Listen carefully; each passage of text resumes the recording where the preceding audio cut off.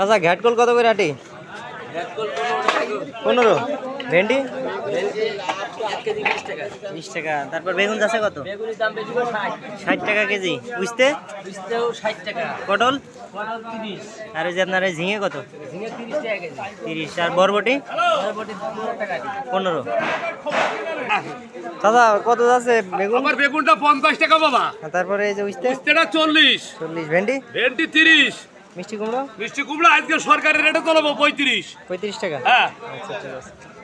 আরে বরবটি কার? বরবটি এই যে আচ্ছা বরবটি কত করে? বাবা আমার তো আবার দৌড়দি মানুষ আর আমার সরকারের সাথে চাপ চলে বেশি। আচ্ছা কত এই হিসেবে মাত্র 20 টাকা 20 টাকা কেজি। এক কেজি। 1 কেজি আছে না হাফ কেজি।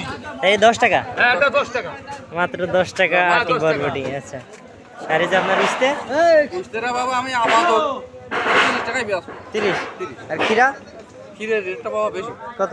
ক্ষীরে আছে আমাদের 40 বেচতে হবে। আচ্ছা ঠিক আছে।